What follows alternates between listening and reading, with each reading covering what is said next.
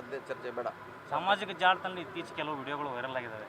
ಸಿದ್ದರಾಮಯ್ಯವ್ರು ಒಂದು ಕಡೆ ಇರ್ತಾರೆ, ನೀವು ಒಂದು ಕಡೆ ಇರ್ತಾರೆ, ಮಾತಾಡ್ಸೋಲ್ಲ. ಅದು ಅದೇನ ನಮ್ಮ ರಾಜ್ಯದ ಸಮಸ್ಯೆ ಅಲ್ಲ, ಅದು ನಮ್ಮ ಸಮಸ್ಯೆ. ರಾಜ್ಯದ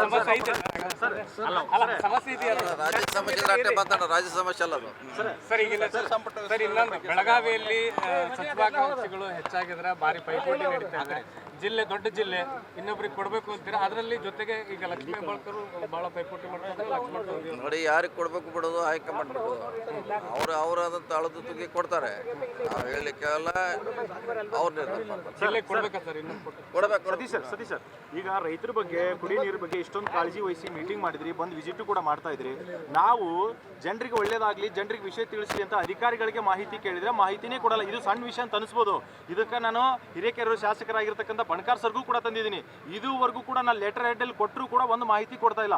ಅಧಿಕಾರಿಗಳನ್ನ ಸರಿ ಮಾಡ್ಕೋಬೇಕು ಅಂತ ಉತ್ತರ ಕೊಡ್ತೀವಿ. ಏನ್ ಮಾಡಿ ಸರ್? ಮಾಹಿತಿ ಹಕ್ಕಲ್ಲಿ ಕೇಳಿ ಸರ್, ಮಾಹಿತಿ ಹಕ್ಕಲ್ಲಿ ಬೇರೆದ್ರು ಕೇಳಿದ್ರು ಕೊಟ್ಟಿಲ್ಲ. ಯಾಕೆ ಕೊಡಲ್ಲ? ಕೊಡ್ಲೇಬೇಕು, ನೀವು ಕೇಳಿ. ಬೇಸಿಕ್ ಮಾಹಿತಿಗಳನ್ನು ಕೊಡ್ಲಾರ್ದಂತ ಶಾಸಕರು ಕೊಡಿ ಮಾಹಿತಿ ಹಕ್ಕು ನಾವು ಶುರು ಮಾಡಿದ್ವಿ ಸರ್. ಅದನ್ನ ಬೇಸಿಕ್ ಮಾಹಿತಿ ಅಲ್ಲ ಸರ್, ಬೇಸಿಕ್ ಮಾಹಿತಿನೂ ಕೊಡ್ಲಾರ್ದ ಎಲ್ಲದಕ್ಕೂ ಮಾಹಿತಿ ಹಕ್ಕು ಹಾಕೋ ಲೆಕ್ಕ ಬರ್ತಾರೆ ಸರ್. ಏನು ಮಾಡ್ಲಿಕ್ಕಾಗಲ್ಲ, ವ್ಯವಸ್ಥೆ ಹಂಗಿದೆ. ವ್ಯವಸ್ಥೆ ಸುಧಾರಣೆ ಮಾಡ್ಲಿಕ್ಕೆ ಟೈಮ್ ಬೇಕು. ಅಲ್ಲ, ಅಧಿಕಾರಿಗಳಿಗೆ ಏನು ಸೂಚನೆ ಕೊಡ್ತೀರಿ ಇಲ್ಲಿಂದ? ಎಸ್ಪೆಷಲಿ JJM ಸರ್, ದಯವಿಟ್ಟು ನೀವು ಮೀಟಿಂಗ್ ಮಾಡಿದಾಗ ಹೇಳಿ ಸರ್. ಅಧಿಕಾರಿಗಳು ನೀವು ಹೇಳಿದ್ರಲ್ಲ, ನೀರಿದ್ದಾಗ ಅದನ್ನು ಉಪಯೋಗ ಮಾಡ್ಕೋಬೇಕು. ಹೋದ್ಮ್ಯಾಗ ಏನು ಮಾಡೋದು? ಈಗ ಇನ್ನೊಂದು ವಾರಲ್ಲಿ ಹೋಗುತ್ತೆ, ಕಡಿಮೆ ಆಗುತ್ತೆ. ಆಮ್ಯಾಗ ಮೋಟ್ರ್ ಸ್ಟಾರ್ಟ್ ಆದರೆ ಪ್ರಯೋಜನ ಇಲ್ಲ. ಸೊ ನೀರು ಬರೋಕ್ಕಿಂತ ಮುಂಚೆ ಜೂನ್ 15ಕ್ಕೆ ಇದೆಲ್ಲ ರೆಡಿಯಲ್ಲಿ ಇರಬೇಕು. ಜೂನ್ 15. ಸೊ ಅದನ್ನು ನೋಡೋಣ, ಅಧಿಕಾರಿಗಳು ಹೇಳ್ತೀವಿ. Sir, thank you sir. Sir, ಈಗ ಯೋಜನೆ ನಮ್ಮ ಸರ್ಕಾರದಲ್ಲಿ, ಸಿದ್ದರಾಮಯ್ಯ ಸರ್ಕಾರದಲ್ಲಿ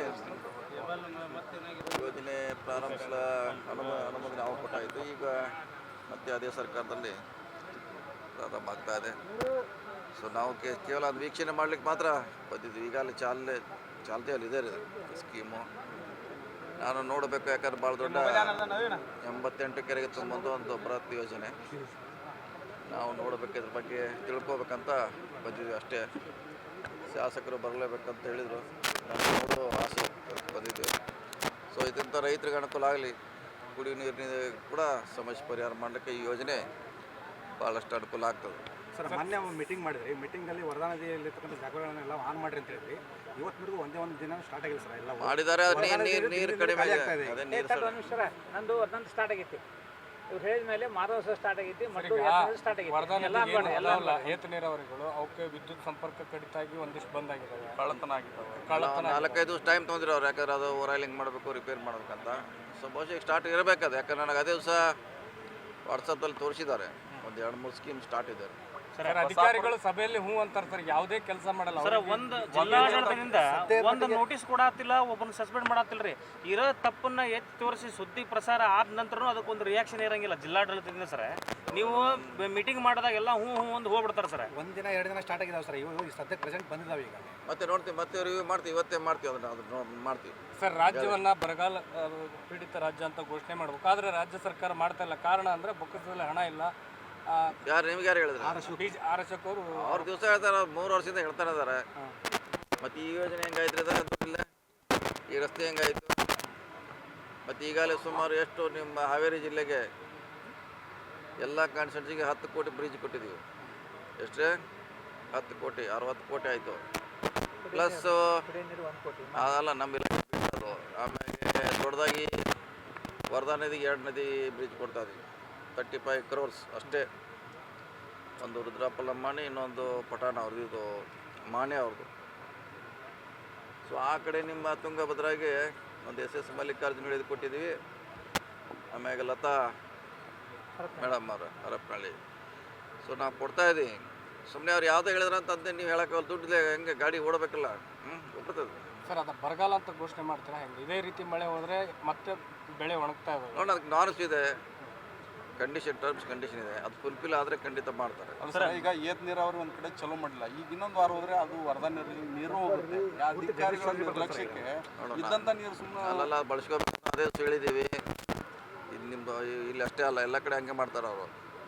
ನೀರು ಬಂದಾಗ ಅದನ್ನು ಹುಡುಕಾಡಕ್ಕೆ ಶುರು ಮಾಡ್ತಾರೆ. ನಿಮ್ಮ ಬರೀ ಹಾವೇರಿ ಸಮಸ್ಯೆ ಅಲ್ಲಿದು. ನದಿಯಲ್ಲಿ ನೀರಿದ್ದಾಗ ಮೋಟರ್ ಸುಟ್ಟತಿ, ಕರೆಂಟ್ ಹೋಗಿದೆ ಅಂತ ಹೇಳ್ತಾರೆ. ಇಡೀ ರಾಜ್ಯದ ನಮ್ಮ ಜಿಲ್ಲೆಯಲ್ಲಿ ಕೂಡ ಇದೇ ಸಮಸ್ಯೆ. ಸುಮ್ಮನೆ ಅದ್ರ ಬಗ್ಗೆ ನಮ್ಗೆ ಹೆಚ್ಚು ನಾಲೆಜ್ ಇದೆ ನಮ್ಮ ಜಿಲ್ಲೆಯಲ್ಲಿ ಅಂತ ನಾವು ಅಡ್ವಾನ್ಸ್ ಆಗಿ ಅದನ್ನು ರಿಪೇರಿ ಮಾಡಿಸಿರ್ತೀವಿ.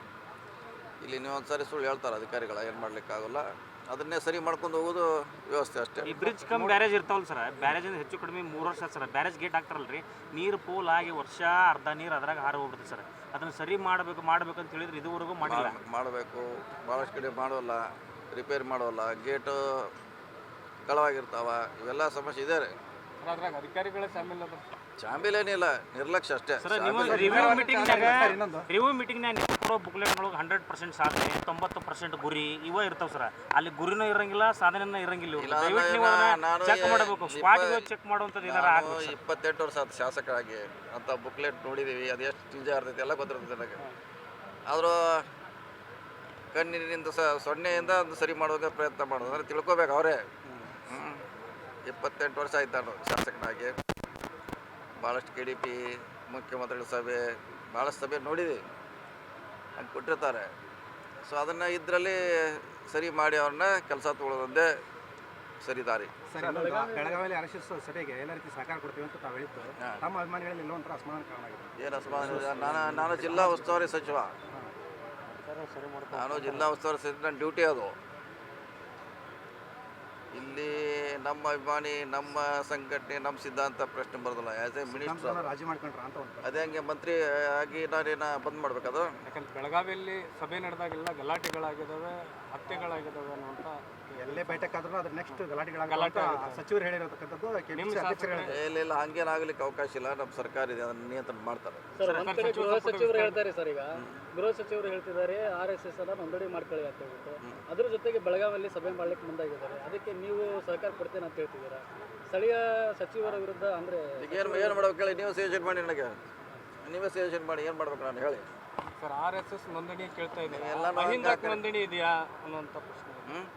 RSS ನೋಂದಣಿ ಕೇಳ್ತಾರೆ, ಹಿಂದಕ್ಕೆ ನೋಂದಣಿ ಇದೆ ಅಂತ ಕೇಳ್ತಾರೆ. ಇರ್ಬೋದು, ಮಾಡಿದ್ದಾರೆ, ಅದು ನೋಂದಣಿ ಇದೆ. ನನ್ನ ಲೆಕ್ಕಲೆ ಐಯಿಂದ ನೋಂದಣಿ ಆಗಿದೆ. ಹಿಂದೆ ಯಾವುದೋ ಹೆಸರಲ್ಲಿ ಒಂದು ಇದೆ, ಇಲ್ಲ ಅಂತ ಇಲ್ಲ. ಸಂಘಟನೆಗಳು ಸಣ್ಣ ಪುಟ್ಟ ವಿಚಾರದಾಗ ನೋಂದಣಿ ಇರ್ಬೇಕು ಸರ್, ಅಂದ್ರೆ ಅಖಂಡ ಕೇಳಂತಾರೆ ಸರ್. ನೋಡೋಣ, ಅದ್ರ ಬಗ್ಗೆ ಈಗಾಗಲೇ ಗೃಹ ಸಚಿವರು ಕೇಳಿದ್ದಾರೆ ಮಾಹಿತಿ. ಅದು ಅವ್ರ ಇಲಾಖೆಗೆ ಸಂಬಂಧಪಟ್ಟದ್ದು, PWDಗೆ ಬೇರೆ ಇಲಾಖೆಗೆ ಸಂಬಂಧಪಟ್ಟದಲ್ಲ. ನೋಂದಣಿ ಬೇಕಾ, ಪರ್ಮಿಷನ್ ತೊಗೊಳ್ತಾ ಯಾವ ಲೆಟರ್ ಹೆಡ್ನಲ್ಲಿ ತೊಗೊಂಡ್ರೆ ಭಾಳ ಬೇಕಿಲ್ಲ, ಅದನ್ನ ಅವ್ರು ಕೇಳ್ಕೊತಾರೆ, ಅವ್ರು ಮಾಡ್ತಾರೆ ಅದ್ರ ಬಗ್ಗೆ. If you like this video, ಬೇಗ ಲೈಕ್ ಮಾಡಿ, ಕಾಮೆಂಟ್ ಮಾಡಿ, ಶೇರ್ ಮಾಡಿ ಹಾಗೂ ಯೋಯೋ ಟಿವಿ ಕನ್ನಡವನ್ನು ಸಬ್ಸ್ಕ್ರೈಬ್ ಮಾಡಿ.